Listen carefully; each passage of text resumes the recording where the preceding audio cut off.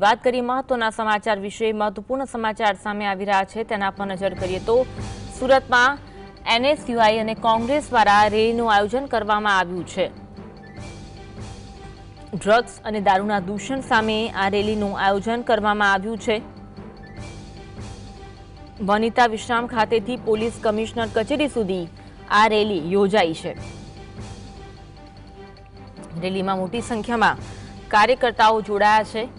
NSUI અને કોંગ્રેસ દ્વારા રેલીનું આયોજન કરવામાં આવ્યું છે। રેલીના આયોજન વચ્ચે પોલીસનો ચુસ્ત બંદોબસ્ત પણ જોવા મળી રહ્યો છે। સુરતમાં એનએસयूआई અને કોંગ્રેસ દ્વારા રેલીનું આયોજન કરવામાં આવ્યું છે। ચુસ્ત બંદોબસ્ત વચ્ચે રેલીનું આયોજન કરવામાં આવ્યું છે। ડ્રગ્સ અને દારૂના દૂષણ સામે આ રેલીનું આયોજન કરવામાં આવ્યું છે। મોટી સંખ્યામાં કાર્યકર્તાઓ આ રેલીમાં જોડાયા છે। રેલીને પગલે સમગ્ર આયોજન કરવામાં આવ્યું છે। ચુસ્ત પોલીસ બંદોબસ્ત સાથે આ રેલીનું આયોજન કરવામાં આવ્યું છે। સુરત ખાતેના દ્રશ્યો છે। એનએસયુઆઈ અને કોંગ્રેસ દ્વારા રેલીનું આયોજન કરવામાં આવ્યું છે।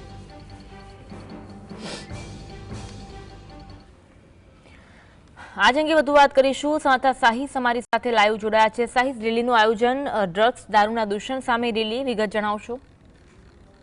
બિલકુલ જે ચોક્કસપણે સુરત કોંગ્રેસ અને એનએસયુઆઈ દ્વારા વનિતા વિશ્રામ ખાતેથી પોલીસ કમિશનર કચેરી સુધી મહારેલીનું આયોજન કરવામાં આવ્યું છે અને હાલ અત્યારે વનિતા વિશ્રામ ગ્રાઉન્ડ ખાતે એક પછી એક કાર્યકર્તાઓનો જમાવડો જોવા મળી રહ્યો છે।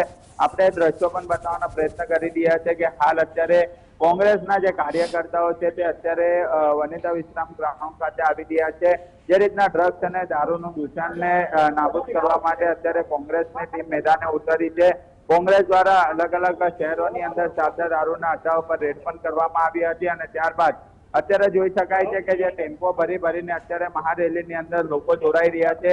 કોંગ્રેસ નેતા તુષાર ચૌધરી પણ આ રેલીની અંદર હાજર રહેવાના છે। જોઈ શકાય છે અત્યારે ટ્રક ભરીને લોકો જે છે તે આ રેલીની અંદર સામેલ થવા માટે અત્યારે જોડાઈ રહ્યા છે। જે રીતના અત્યારે દ્રશ્યો પણ જોવા મળી રહ્યા છે। સુરત પોલીસનો પણ કાફલો જે છે તે આ રેલીની વચ્ચે તેના જોવા મળશે। ત્યારે આપણી જોડે જે આગેવાન છે તે પણ આપણી જોડે જોડાયા છે, એમની જોડે વાત કરીશું। કલ્પેશભાઈ, કઈ રીતનું આયોજન છે રેલીનું, શું કહેશો?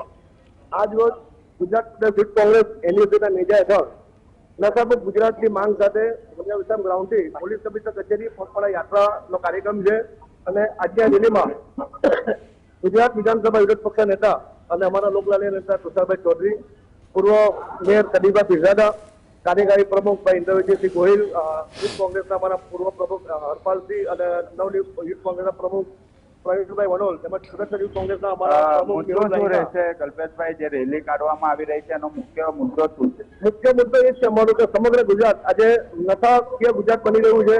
ત્યારથી આ રાજ્યના 12 મંત્રી કહેવાતા હર્ષ સંઘવીના ગૃહમંત્રીનો ચાર્જ આપવામાં આવ્યો ત્યારથી ગુજરાતમાં ખૂણે ખૂણે ડ્રગ્સ એમની વેચાય છે, જ્યાં જોડે દારૂ જોવાના અડ્ડા ચાલે છે।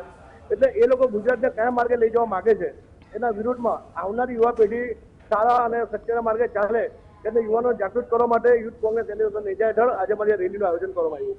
મેહુલભાઈ, કેટલી સંખ્યા રહેશે રેલીની અંદર અને ક્યાંથી ક્યાં સુધીની રેલીનું આયોજન છે, શું કહેશો?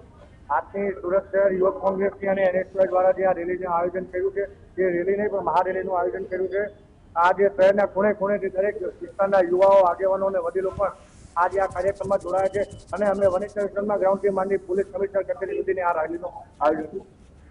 બિલકુલ જે રીતના વનિતા વિશ્રામ ખાતેથી પોલીસ કમિશનર કચેરી સુધી આ રેલીનું આયોજન જે છે તે કરવામાં આવ્યું છે। આ રેલી શરૂ થાય તે પહેલા જ અત્યારે પોલીસનો કાફલો પણ અહીં જોવા મળી રહ્યો છે। જે રીતના પોલીસ કમિશનર કચેરી ખાતે ખાસ કરીને જે રેલી પહોંચવાની છે ત્યારે અત્યારે પોલીસનો કાફલો પણ જે છે તે અહીં જોવા મળી રહી છે। જે ડ્રગ્સ અને દારૂને નાબૂદ કરવા માટે શહેર કોંગ્રેસ દ્વારા અને એનએસયુઆઈ દ્વારા અત્યારે આયોજન જે છે તે કરવામાં આવ્યું છે અને એક બાદ અત્યારે મોટી સંખ્યામાં લોકો જે છે તે રેલીની અંદર પણ જોડાઈ રહ્યા છે।